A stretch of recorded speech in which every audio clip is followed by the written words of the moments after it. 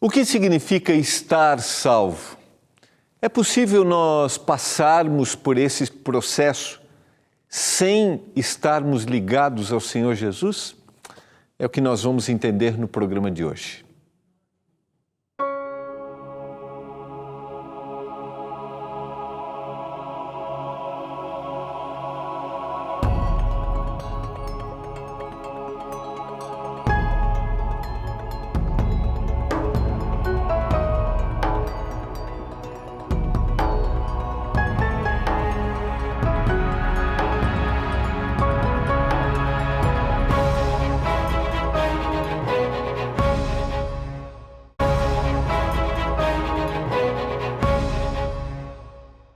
Olá, que alegria estarmos juntos para estudarmos a Palavra de Deus, palavra que enche o nosso coração de esperança, palavra que está ao nosso lado quando nós não vemos um caminho, palavra que transforma a nossa vida. Eu convido você a estudar a Bíblia comigo aqui no Escola Bíblica. Eu não sei se você acredita na Bíblia ou não sei se você já estudou, mas eu convido você a conhecer da Palavra de Deus. Eu acredito na Palavra. Eu acredito que a Bíblia nos dá um caminho, que a Bíblia mostra a razão da nossa existência. Convido você a ler o texto bíblico. Nós temos aqui os nossos guias de estudos que ajudam a sistematizar, a nós entendermos determinados assuntos, como é o desta temporada, a cura do pecado. É muito claro o texto bíblico que o pecado existe, o pecado contaminou a terra, mas um dia o pecado será eliminado para sempre da história deste mundo e nunca mais se levantará. Vamos orar nesse momento, pedindo a orientação do Senhor ao abrirmos a sua palavra. Vamos orar? Pai do céu, mais uma vez nós vamos abrir a tua palavra. Nos dê entendimento, nos dê compreensão.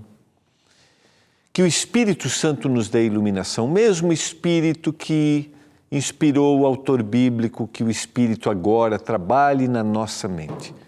Eu peço uma bênção por cada um dos nossos telespectadores, aqueles que passam por momentos difíceis. A gente lembra mais uma vez de orarmos de forma especial por aqueles que estão sofrendo em razão das catástrofes naturais. Aqui no litoral norte do estado de São Paulo, nós tivemos os tremores de terra na Turquia, o terremoto na Turquia e na Síria. Pai, ampara cada um, que o Espírito traga conforto e a certeza de que um dia Jesus Cristo voltará a essa terra. Eu suplico, em nome do Salvador. Amém. Vamos lá? Eu convido você. Eu acho que eu não mencionei, que o guia de estudos ele é gratuito. Se você deseja receber o nosso material didático da nossa escola aqui, vai aparecer durante a minha fala o WhatsApp, o nosso site, o telefone para você ligar no horário comercial. Na volta do intervalo eu sempre falo um pouquinho mais, tá bom? Eu também quero lembrar você, a gente não tem falado, para a gente dedicar mais tempo aqui ao nosso estudo, que você também pode fazer contato conosco através do nosso Instagram, através do nosso canal no YouTube e também através do nosso WhatsApp, que é o 12 98109 1268, tá bom?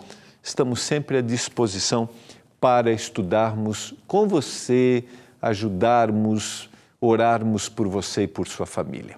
Vamos lá?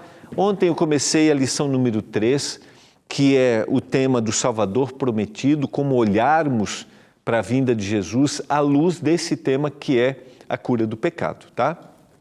E ontem eu comecei a apresentar o tema do pecado para a gente entender essa dimensão, numa definição de que pecado, essencialmente, é o foco no objeto errado. O amor apontado para o alvo errado, a rebelião contra aquele que me criou. Isso é pecado. O que nós temos a partir daí são atos errados, que são resultado de um foco equivocado. Ou seja, eu deixei de olhar para Deus, aquele que é a fonte, aquele que me ama, aquele que me criou, eu deixo Deus e o que Ele quer para mim, e agora eu começo a fazer a minha vontade, do jeito que eu quero.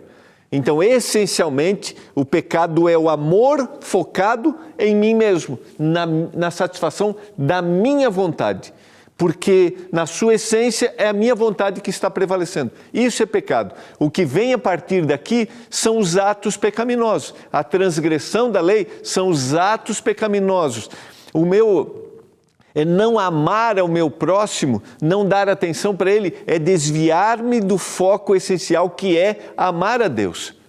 A gente vai ver mais para frente que a lei se resume nisso, né? Primeiro eu amo a Deus, me dedico a Ele, e Ele, como fonte desse amor, faz com que eu esteja ligado, e agora eu vou, na minha vida, diariamente, amar também o meu próximo. Agora, quando eu me desligo de Deus, eu não tenho em mim, eu estou desligado daquele que pode me gerar isso. E aí eu cometo os atos pecaminosos, as transgressões. Por que eu estou falando sobre isso, antes de voltar aqui?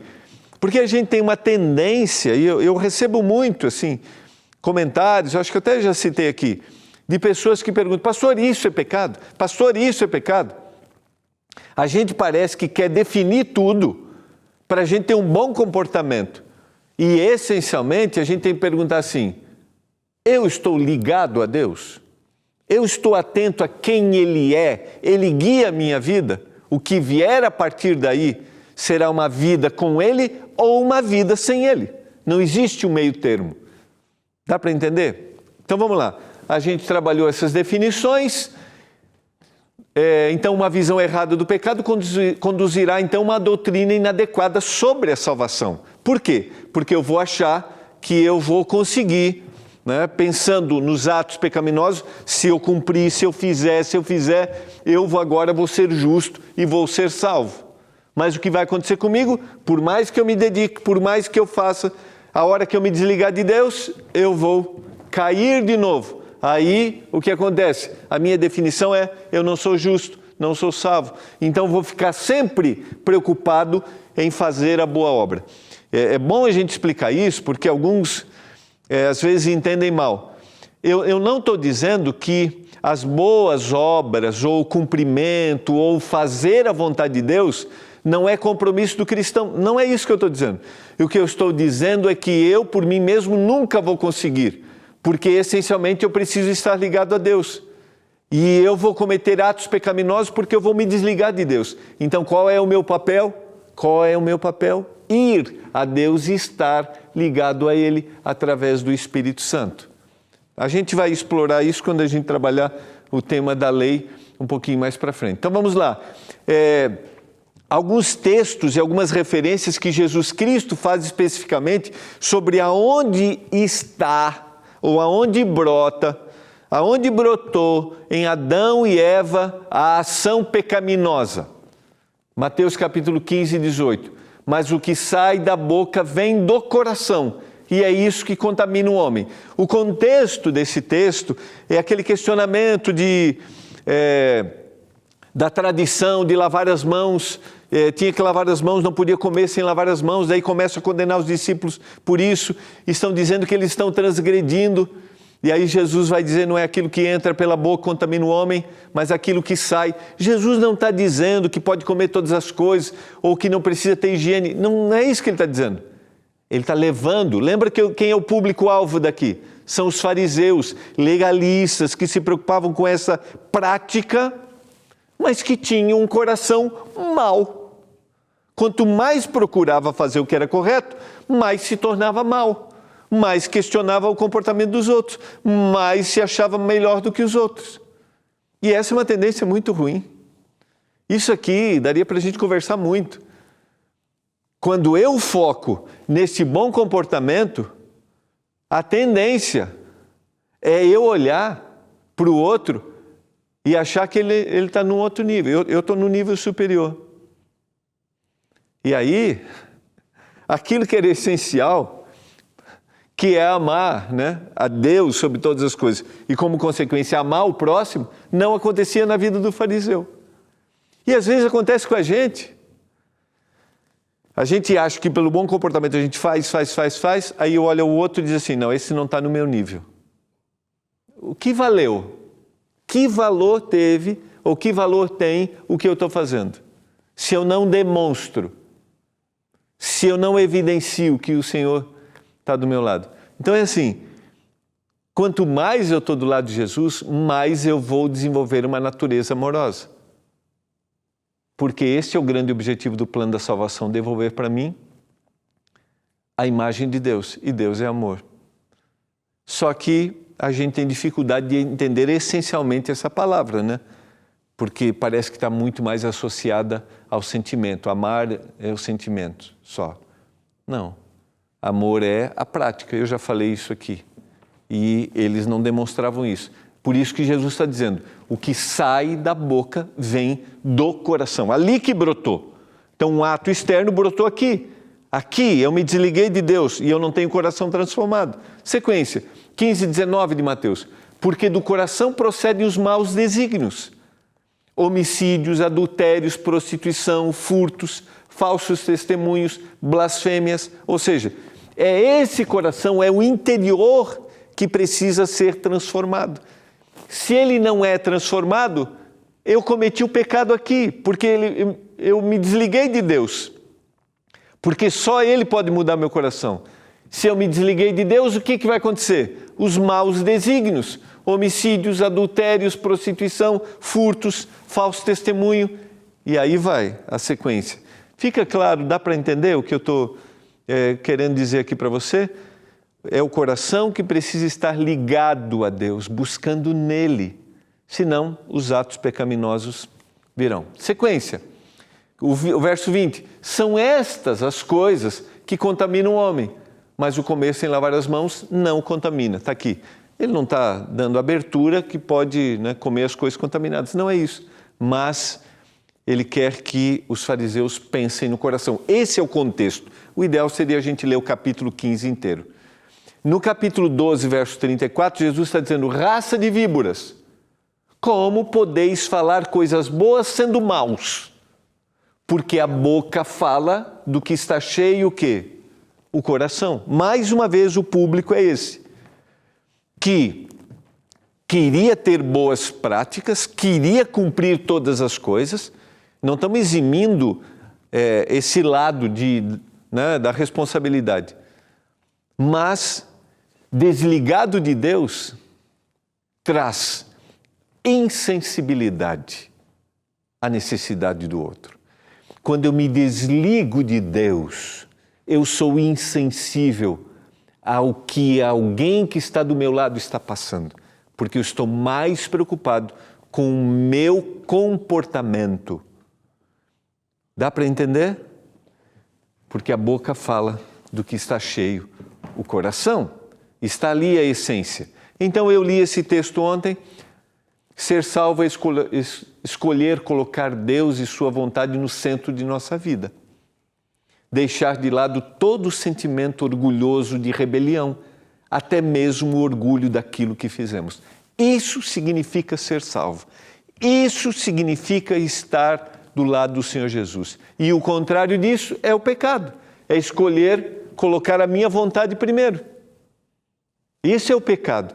É deixar que o orgulho domine e aí eu me rebelo. Está claro para você? A gente vai para o intervalo e a gente já volta, porque agora vem o Senhor Jesus para nos salvar. A gente já volta.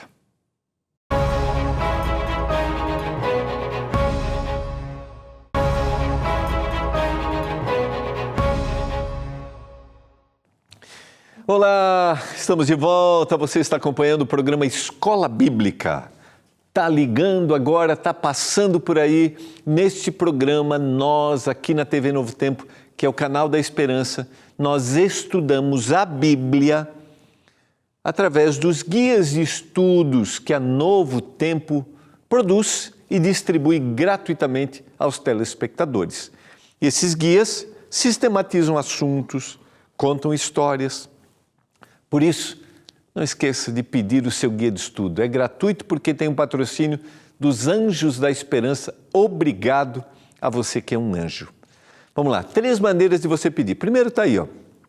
Peça pelo WhatsApp, é o 129 82 44 44 49.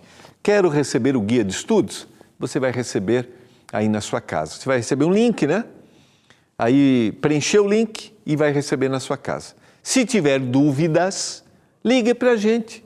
No horário comercial, é o 0 Operadora 12 21 27 31 21. 0 Operadora 12 21 27 31 21. No horário comercial. Ou você pode também acessar o site, tá? Que é o novotempo.com/escola bíblica. E aí você tem que preencher o cadastro também. É bem simples. Pega uma conta ali sua, que vai precisar do CEP, detalhezinhos, mas é fácil, tá bom? Peça seu guia de estudos, A Cura do Pecado, que é o guia desta temporada. Vamos lá, vamos na sequência aqui. Lembra bem, então, ser salvo é escolher colocar Deus, sua vontade no centro da nossa vida, deixar de lado todo sentimento orgulhoso de rebelião, até mesmo o orgulho daquilo que fizemos. Se eu não fizer isso, eu cometi o pecado, me desliguei de Deus.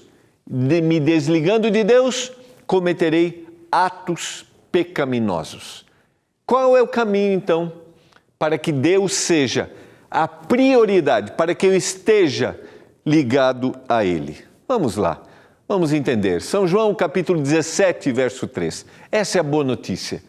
A vida eterna é esta, disse o Senhor Jesus na oração intercessória que está no capítulo 17. Que conheçam a Ti, o único Deus verdadeiro, e a Jesus Cristo a quem enviaste. Qual é o caminho da vida eterna? Qual é o meio para eu estar? Eu devo estar ligado a Deus através de Jesus Cristo, Ele que veio a essa terra. São João 14, verso 6. Eu sou o caminho, a verdade e a vida, e ninguém vem ao Pai senão por mim. Eu sou o caminho. Você vai trilhar esse caminho, ou seja, aquilo que Jesus é. Se eu quiser estar ligado a Deus, se eu quiser buscar constantemente conhecer a sua vontade, eu devo viver Jesus. E viver Jesus é olhar quem Ele é, o que Ele falou, o que Ele disse, conhecê-lo e viver com Ele. Essa, vou dizer para você, é uma ação sobrenatural. Não é natural, porque naturalmente eu não quero. Mas a partir do momento que eu aceito, que eu me entrego, eu começo a ser transformado. Vou te dizer, inexplicável. Mas é possível você viver essa experiência. Sabe por quê? Todo ser humano, estou falando para você que não acredita em nada de crença, não tem igreja. Todo ser humano, no mundo inteiro, independentemente de onde ele esteja, do que ele viva, de crença, ele é um ser espiritual. Ele tem dentro dele vontade de acreditar em alguém. Quando se descobrem nas ilhas mais remotas, nos povos mais isolados, que não tiveram nenhum acesso a nenhum tipo de palavra escrita. Estes são seres espirituais. Ele procura, de alguma forma, acreditar em alguém ou em algo que é superior a ele. Por quê? Porque é uma necessidade espiritual. A partir do momento que você começa a conhecer Jesus, essa ação espiritual acontece na sua vida. E eu vou te dizer, e a palavra de Deus é esse caminho. O detalhe é que às vezes nós dizemos o que a Bíblia, até já usei essa expressão aqui, o que a Bíblia não disse.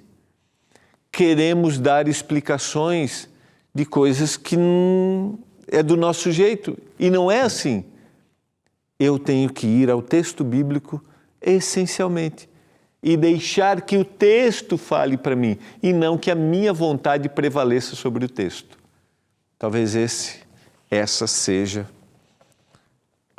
a forma, o caminho Deixa que o texto bíblico fale para você, prevaleça sobre sua vontade. Sequência, vamos lá. A gente vai entender um pouquinho mais e agora vamos para o texto bíblico e entender quem é este Salvador. Eu podia fazer análise histórica, trazer fontes históricas, a gente tem no guia de estudos um pouco dessas informações, mas eu quero me deter a textos da palavra. E aqui a gente colocou, eu pedi para a produção colocar, comparando os textos, tá? Texto do Antigo Testamento, a gente tem pelo menos 700 anos antes, um texto de Isaías, e o cumprimento no Novo Testamento. Porque um menino nos nasceu. Vamos colocar em tela inteira? Isso, obrigado. Um filho se nos deu. O governo está sobre os seus ombros. E o seu nome será maravilhoso, Conselheiro, Deus forte, Pai da eternidade e Príncipe da paz. O cumprimento, Paulo escrevendo aos Gálatas, vindo, porém, à plenitude do tempo, Deus enviou seu Filho, nascido de mulher, nascido sob a lei. O cumprimento profético, sequência, Isaías 11, verso 1, do tronco de Jessé, de Davi, sairá um rebento e das suas raízes um renovo. Livro da genealogia de Jesus Cristo, filho de Davi, filho de Abraão. A profecia e o cumprimento. Isaías 7,14. Portanto, o Senhor mesmo vos dará um sinal, e eis que a virgem conceberá e dará à luz a um filho, e lhe chamará de Emanuel. Cumprimento, Mateus capítulo 1, verso 23. Eis que a virgem conceberá e dará à luz a um filho, e ele será chamado pelo nome de Emanuel, que quer dizer Deus conosco. Miqueias 5, verso 2, 800 anos, e tu, Belém Efrata, o lugar do nascimento, pequena demais para figurar como grupo de milhares de Judá, de ti me sairá o que há de reinar em Israel, e cujas origens são desde os tempos antigos, desde os dias da eternidade. Mateus 2, verso 1, tendo Jesus nascido em Belém da Judeia, em dias do rei Herodes. A profecia e o cumprimento. Isaías 50, verso 6. O sofrimento e a dor na sua crucifixão. Ofereci as costas aos que me feriam e as faces aos que me arrancavam os cabelos. Não escondi o rosto aos que me afrontavam e me cuspiam. Mateus 27, verso 26. Todo esse capítulo 27 de Mateus é uma descrição do sofrimento. Então Pilatos lhe soltou Barrabás e, após haver açoitado a Jesus, entregou-o para ser crucificado. O cumprimento profético. Que Deus amou o mundo de tal maneira que deu seu Filho unigênito para que todo aquele que nele crê não pereça, mas tenha a vida eterna. Eu vou dizer para você uma coisa. Quando eu leio o texto bíblico, quando eu vou para as profecias do Antigo Testamento sobre o nascimento de Jesus, detalhes, a exatidão do seu cumprimento, eu só tenho que olhar para a minha condição de pecador, me agarrar a esse Salvador e dizer: obrigado, Senhor, porque o Senhor olha com misericórdia para mim. O Senhor olha com misericórdia para você. O Senhor olha com misericórdia para cada pessoa deste mundo. Sabe por quê? Porque o Senhor é o maior interessado na nossa salvação. E o Senhor só precisa de um coração aberto para realizar milagres e transformações. E nesse momento, hoje, eu quero convidar você a abrir o seu coração. Nós vivemos um mundo de pecado, um mundo um mundo que se rebelou contra Deus, que não quer Deus, vivemos. Vivemos num mundo de atos pecaminosos? Vivemos. Mas nós vivemos num mundo onde nós temos um Salvador, o Senhor Jesus Cristo. Eu quero orar nesse momento. Você deseja entregar seu coração para o Senhor Jesus mais uma vez? Deseja pedir forças para Ele? Vamos orar. Pai, obrigado, porque um dia Jesus Cristo foi prometido lá no Éden, quando o homem caiu e a profecia se cumpriu. Obrigado, porque nós temos a salvação em Jesus. Eu oro para que cada um dos telespectadores, junto comigo, entreguemos nessa hora o nosso coração ao Senhor, em nome de Jesus. Amém.